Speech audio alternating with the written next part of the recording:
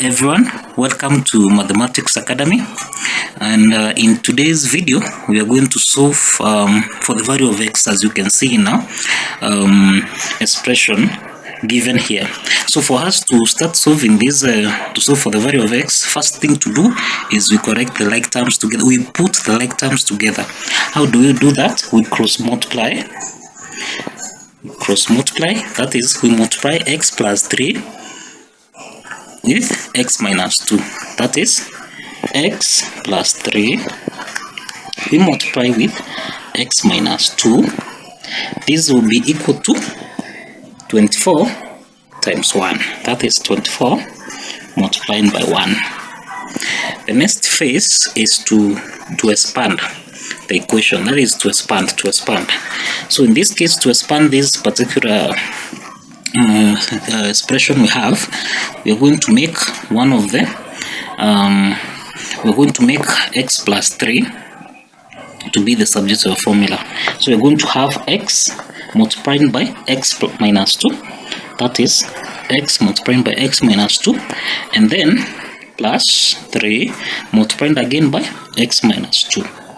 This will be equal to 24 times 1, which is equal to 24. Okay, so we'll have x times x, which is x squared, minus x times minus 2, which is minus 2x. Okay, then plus 3 times x, which is plus 3x, minus 3 times minus 2, which is minus 6. This is equal to 24. In that case, we put the like terms together again, that is, we say x squared. Now here we have minus 2x plus 3x, so this is minus 2x plus 3x, which will give us plus x, and then we have minus 6 is equal to 24. So in this case, we have minus 6 and 24. So we'll have x squared plus x. So we put this 24 on the left hand side. We'll have minus 6 minus 24. This is equal to 0. Okay, and therefore our equation will be x squared plus x minus 30. This is equal to 0. Now this is our quadratic equation.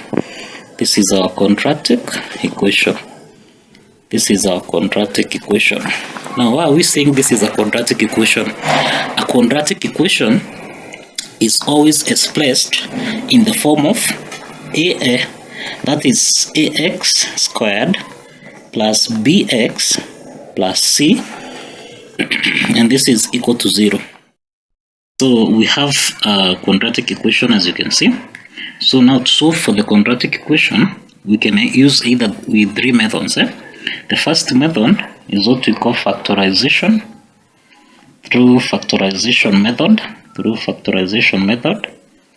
The second method is by using quadratic formula.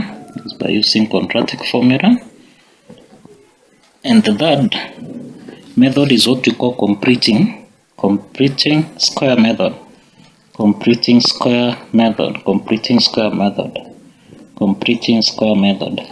Now in our particular case, with the equation we have x squared plus x minus 30 is equal to 0. So to bring you into your attention, for this quadratic equation, you need to understand 3 key things here. We need to understand what we call a product. We have what we call sum and factorization. Okay, so we need to analyze what we have in our quadratic equation. For a quadratic equation, remember this quadratic equation is actually expressed in form of ax squared plus bx plus c is equal to 0. So we need to identify what is a, we need to identify what is b, and we need to identify what is c in this particular equation. Okay, So in our equation we have the coefficient of x squared is what we call a, the coefficient of x in the second part is what we call b, and minus 30 is what we call c. So a is equal to 1, b is equal to 1. It's 1 in the sense the coefficient of x here is 1, the coefficient of x squared is 1, and c, the constant here, is equal to minus 30. Okay, so for us to use factorization method, we need to adhere to these guidelines: the product of the values that we're going to identify, the sum of those values that we're going to identify, and factorize, doing the factorization. So the product in this case, remember, product comes in this case.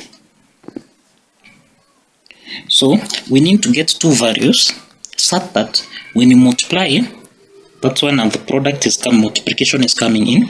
When you multiply the first term, when you multiply the first term with the constant, you need to get the total to be this negative 30. So if you say a times this minus 30, it should give you, of course, minus 30. This is 1 times minus 30. So, and again, if you add, that's why the summation comes in.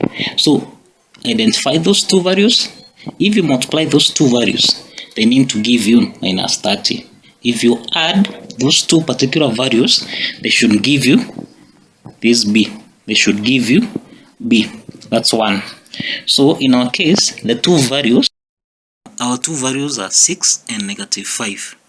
Now the next phase is to plug in our two values, 6 and negative 5, as follows to this equation. We have x squared plus x minus 30 is equal to 0. So when you plug in, you'll have x squared plus 6x plus minus 5x minus 30, which gives us this equation, that is x squared plus 6x minus 5x minus 30 is equal to 0. Okay, so we'll have x squared plus x plus 6x minus 5x minus 30, which is equal to 0. So we have two sets. We have two sets here. That is, we have x squared plus 6x and minus 5x minus 30. So we do factorization. We factorize. Okay. In our first set, we have x squared plus 6x. So the common value here is x. So we'll have x plus 6. Okay. Minus, in the second part, our common value here is 5. Okay. So we'll have minus 5 into brackets x plus 6, this is equal to 0. And when you check the values we have, the first bracket we have x plus 6, and in the second we have x plus 6. So since they are common, we pick one of them. So you're going to have x plus 6, this is equal to 0. Okay, this is first equation, and then we have x minus 5 as the second one. X minus 5 as the second one, which is equal to 0. So if you check here clearly, we will have two possible values of x, and these two possible values of x are written as follows.